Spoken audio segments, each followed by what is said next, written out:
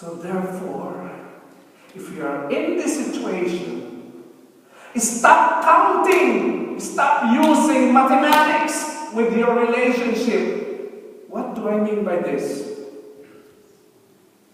If you keep on counting, then there will come to a point where you say, you did this to me the second time, the third time, I will never forgive you.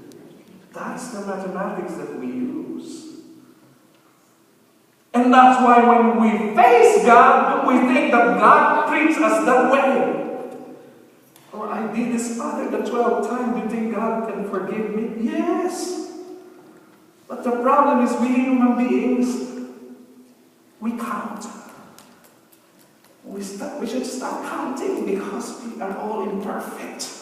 And each time we count, we are limiting the possibility of love to triumph in your life.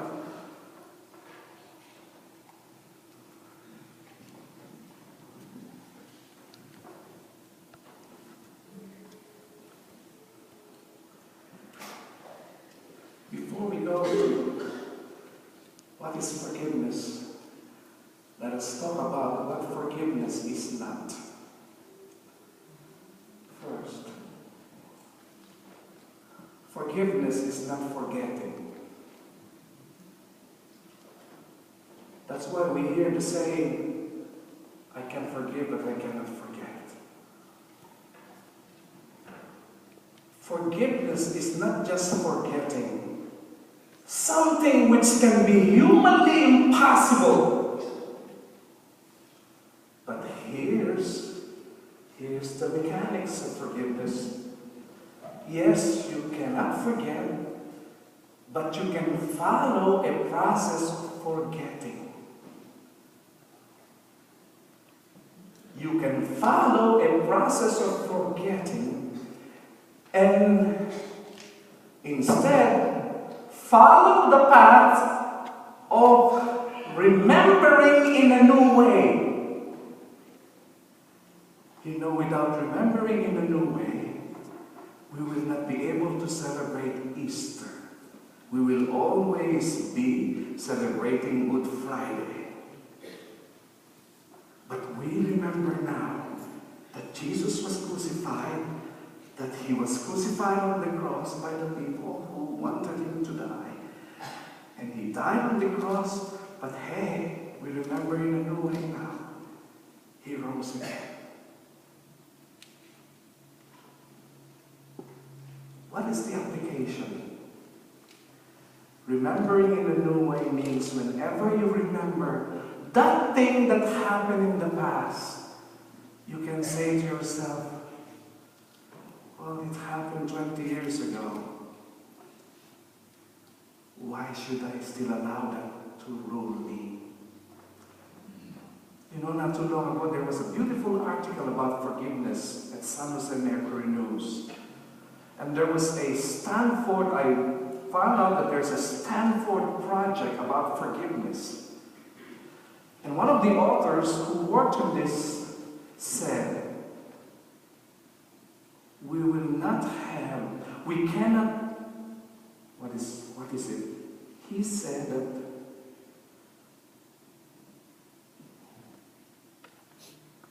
it is impossible to have a better past. It is impossible to have a better past. Something that happened in the past remains in the past. You will never be able to bring it back. So it is impossible to have a better past. But it is possible to have a better today and the best of the future. So do you want the past to rule you? By remembering always the past as it happened in the past. Example, Easter is coming. And 20 Easters ago, your mother-in-law invited you together with the whole family to have the Easter dinner at home. Your mother-in-law prepared ham. And you said something that insulted the mother-in-law about the ham 20 years ago. And the mother-in-law up to now, remembers what happened 20 years ago.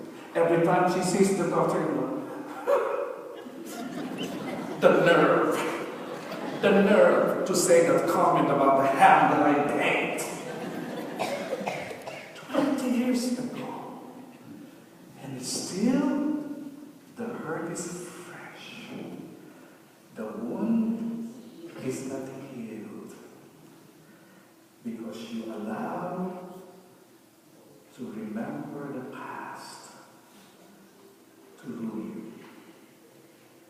No, you must remember in a new way. You must choose the path to remember in a new way. Something that happened in the past. So that when you see your daughter-in-law, you must say, well, that was just a comment. I will invite her again this Easter. And this time, instead of criticizing her, I will hug her and even tell her, that's 20 years ago. Let's forget about what you said about the ham.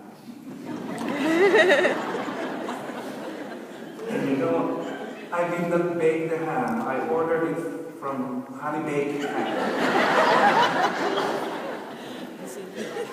And who makes the best ham? It's not Honey Baked, it's Elsie. Where's Elsie? Elsa, Tom's beloved. Order from her your ham this Easter.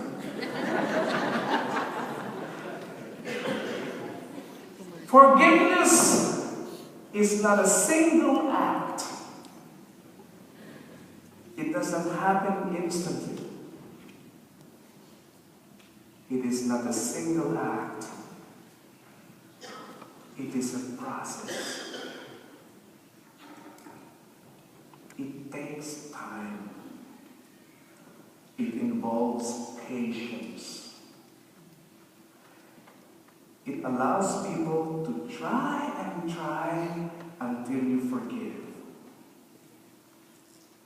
It requires people never to give up.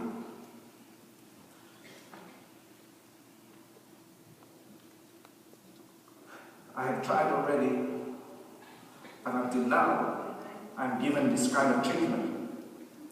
Don't give up. Never give up.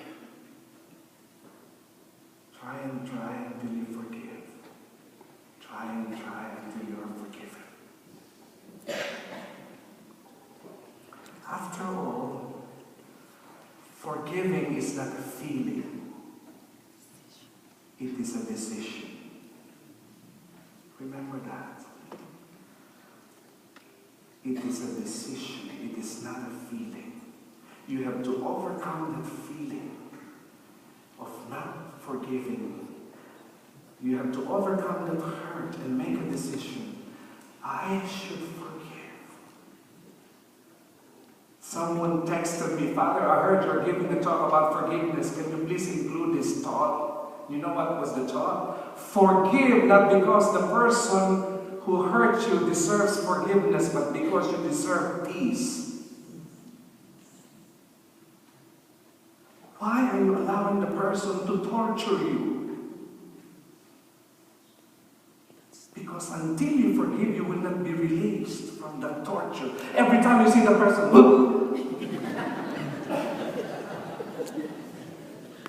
and I have to warn you, I have buried several people because they held on to their anger, and they died because of anger. And I asked, what did he die of? I will forsake in Tagalog. Nagalit ko sa anak. Got mad, got angry to the son, and that killed the person. And now you wonder why the number one killer disease today is not cancer, but heart disease. Heart attack, heart disease. And finally, forgiveness may not instantly lead to reconciliation. It will not. Remember, it's a process. Therefore, you must think of the ways and means so that reconciliation can follow. What are the practical applications? It's Easter. Why don't you send a nice Easter card? Kuya, happy Easter. Let's forget the past, okay? Easter is new life. Why don't you come for Easter dinner? Let's just be family.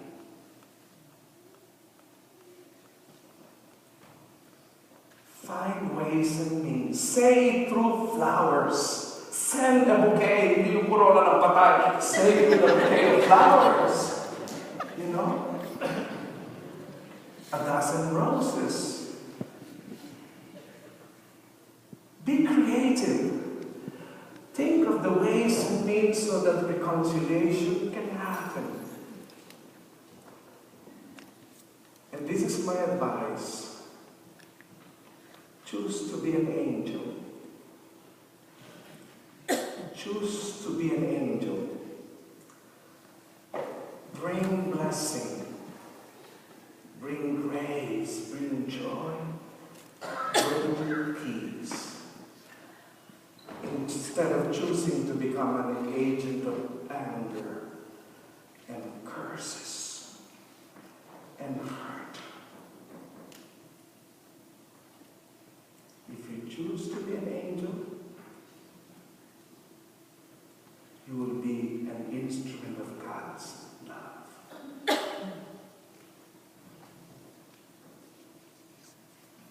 Do you need a break? Just finish it.